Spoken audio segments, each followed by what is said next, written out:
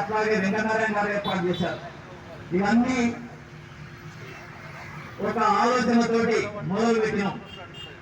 మొదలుపెట్టి మెల్లమెల్లగా రకరకాల దారులను వెతుక్కుంటూ ఈరోజు సరైన దారికి వచ్చినామని చెప్పి నేను బలంగా విశ్వసిస్తా ఉన్నా. ఈ మధ్య కాలంలో సిపిఐ యుఎస్ఐ నాయకులు ములుగురు మీటింగ్ పెట్టినారు, అట్లాగే లేబర్ కాలంలో మీటింగ్ పెట్టినారు. వాళ్ళు కూడా స్పష్టమైన ఆలోచనతో ఉన్నారు. అట్లాగే క్రీడల ప్రసాదన్న చాలా పెద్ద ఈ యొక్క మార్క్స్ లాగా ఆయన బొమ్మ మనకు కనబడుతుంది. ఆయన అన్ని సంఘాలలో ఉంటూ తప్పుదారి పోతున్న పార్టీలను వదిలేసి ఖచ్చితంగా సామాజిక తెలంగాణ మాత్రమే ఈ రాష్ట్రానికి సరైన దిక్సూచి అని చెప్పి నమ్మి మనందరం కలిసి పనిచేస్తా ఉన్నాం. ఇక్కడ రామూర్తమ్మ మనందరికీ సీనియర్ నాయకుడిగా మమ్మల్ని అందరినీ తయారు చేసినటువంటి ఉద్యమకారుడిగా ఉన్నాడు. అట్లాగే ఆయన నాయకత్వంలో కళా బృందాలను తయారు చేసి తన ప్రాణాన్ని సైతం లెక్క చేయకుండా ముందుకు వస్తున్నటువంటి వెంకన్నడు, అశోకునుడు, అట్లాగే మా యుగేందర్ వైఫ్, అట్లాగే దేశింగ్ రాథోడన్న, అందరూ అక్కడ నలిగంటి చంద్రమోడన్న, వీళ్ళందరూ కూడా ఇటీవల కాలంలో మనం ఆలోచన చేస్తున్నాం.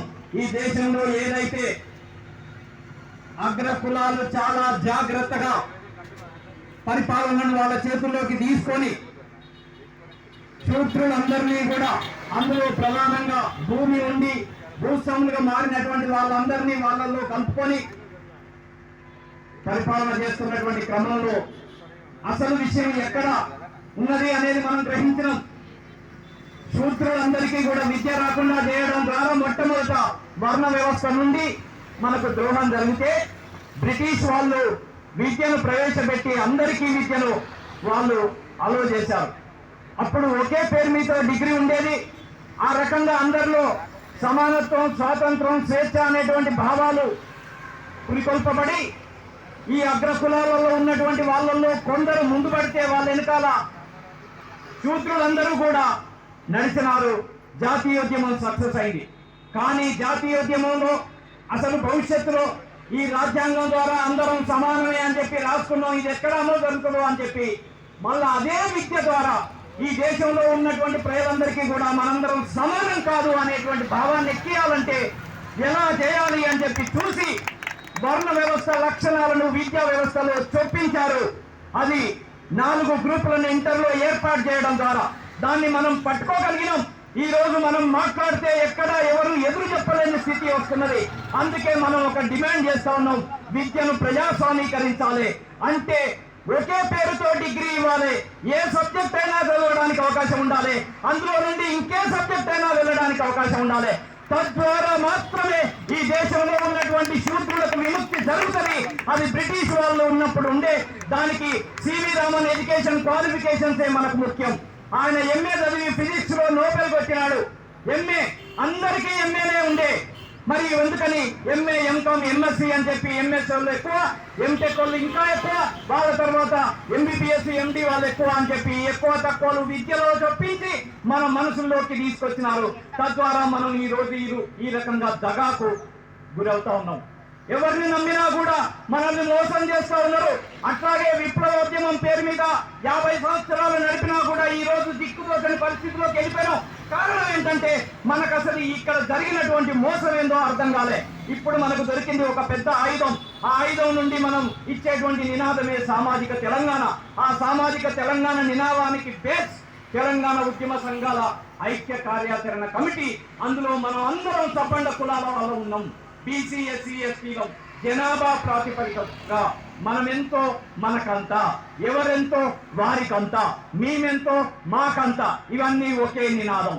ఎవరి జనాభా ప్రకారంగా వారికి వాళ్ళ షేర్ అన్ని రంగాల్లో రావాలి. అది రావాలంటే మనం తెలంగాణ ఉద్యమకారులను గుర్తించాలి అనే దగ్గర నుండి మొదలుపెట్టి అక్కడ కొండ్ర నరసింహరావు గారు చేస్తున్నటువంటి కాళీపేట కోచ్ ఫ్యాక్టరీకి సంబంధించిన ఉద్యమం కావచ్చు, మనం ఆజంజాయి మిల్లు రక్షించుకోవడానికి చేస్తున్నటువంటి ఉద్యమం కావచ్చు, అంతకుముందు తెలంగాణ కోసం చేసినటువంటి ఉద్యమం కావచ్చు, ఈ రోజు మన గుర్తింపు ఉద్యమం కావచ్చు, ఇవన్నీ ఒకే అంశాలు ఉన్నాయి. అయితే ఇక్కడ మనం రాజకీయంగా నిర్ణయం తీసుకోవడంలో విఫలమైతే ఉన్నాం. ఇప్పుడు మన చర్చల్లోనే ఒక మంచి ప్రతిపాదన వచ్చింది. వెంకన్న గారు చాలా స్పష్టంగా చెప్పారు. నేను అదే విషయం అది మాట్లాడుతున్న క్రమంలోనే రాతోడితో నా అభిప్రాయాన్ని షేర్ చేసుకున్నా.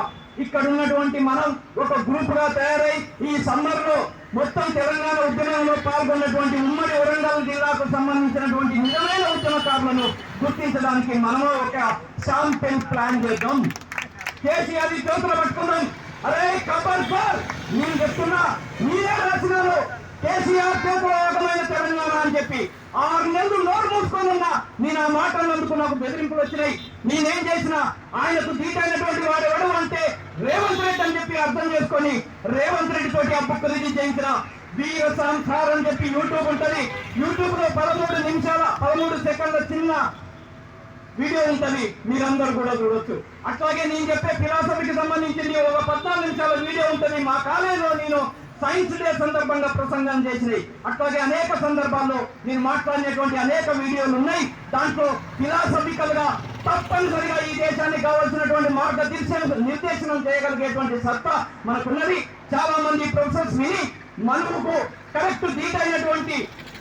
కరెక్ట్ ఆన్సర్ వచ్చింది, దాన్ని ఎదుర్కోవాలంటే ఇదే అని చెప్తున్నారు. కొద్ది కాలంలోనే అది మొత్తం దేశం అంతటా కూడా విస్తరించబడుతుంది. నా ప్రయత్నం అంతా చేస్తున్నా.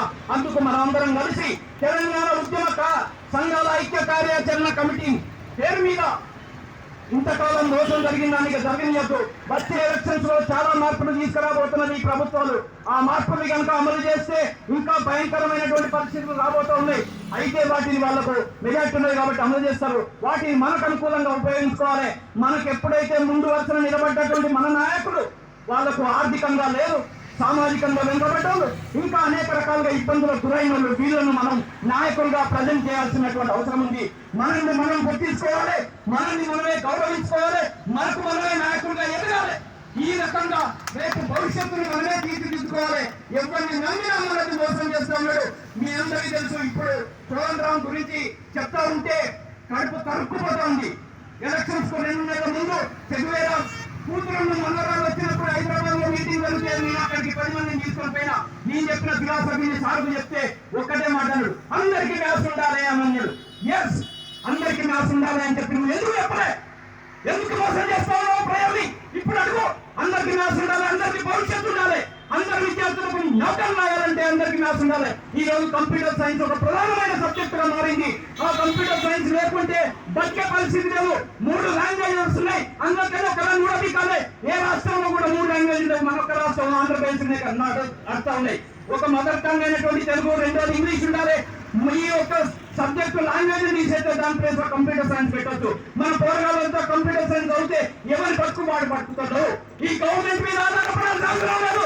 మనందరికి విముక్తి జరుగుతుంది, మనందరికి స్వేచ్ఛ వస్తుంది, మనందరం సమానత్వాన్ని సాధిస్తాం, మనందరికి సార్వభౌమాధికారం వస్తుంది అని చెప్తూ ఈ వరంగల్లో ఏకశిలా పార్క్ జయశంకర్ సార్ సాక్షిగా చెప్తున్నాం. అనేక సందర్భాల్లో జయశంకర్ సార్ తోటి డిస్కస్ చేసినాం. సామాజిక తెలంగాణ అని అప్పుడే మాట్లాడదాన్ని ఏమన్నాడంటే వాళ్ళు ఒప్పుకోరా, కాబట్టి భౌగోళిక తెలంగాణను మనం ఫస్ట్ కోరుకుందాం అన్నాడు. వీళ్ళందరికీ ఎరికే భౌగోళిక తెలంగాణ వచ్చింది. 10 సంవత్సరాలు మనల్ని దుర్మార్గంగా ఒక్క నౌకరు నింపకుండా, ఒక్కరిని గుర్తించకుండా ఆ బీఆర్ఎస్ టీఆర్ఎస్ లో పనిచేసిన వాళ్ళను మాత్రమే నాయకులుగా గుర్తించి ఇప్పటిదాకా చెప్పినారు. వాళ్ళు పాట పాడడానికి అవకాశం ఇవ్వాలని అడిగినాడు, ఒక ఎమ్మెల్యే అయిండు. ఏం ఎక్కడి నుంచి ఏంది మన పరిస్థితి ఏంటి? ఇక్కడ కూర్చున్న ఉత్తనే కూర్చుంటారా? దానికి విలువలేదా? మనం ఎందుకని ఇక్కడ కూర్చోవాలి? ఈ లక్షలాది మంది ప్రజానికానికి కరెక్ట్ అయినటువంటి సందేశాన్ని ఇవ్వాల్సినటువంటి అవసరం ఉంది. ఆ సందేశం ఇవ్వాలంటే మొట్టమొదట ఈ నాయకులుగా ఉన్నటువంటి వాళ్లకు కలేజా ఉండాలి. కలేజా ఉన్నది, కానీ కరెక్ట్ అయినటువంటి డైరెక్షన్ లో నడవాలి. పోతే పోయింది ప్రాణం అని చెప్పి మనం ఉండాలి. చట్టబద్ధంగా, రాజ్యాంగబద్ధంగా మనం పోరాటం చేయాల్సినటువంటి అవసరం ఉంది. ఆ పోరాటంలో మనం సామాజిక తెలంగాణను సాధించుకోవాలి. మొత్తం జనాభా ప్రాతిపదికగా చూస్తే 60% బీసీలు, 20% ఎస్సీలు, 10% ఎస్టీలు, ఈ 90 ఫిక్స్. మిగతా వాటిల్లో 10% మైనారిటీలు, తర్వాత మిగతా వాళ్ళను మనం కనుక ఫిక్స్ చేస్తే ఈ ఫార్ములాను రూపొందించుకొని ముందుకెళ్తే వచ్చేటోడు మన వెనకాల వస్తాడు. లేకపోతే వాళ్ళందరినీ కూడా గట్టిగా మనం అంటే 2 పనులు చేయాలి. ఒకటి, ఉద్యమకారులను మనమే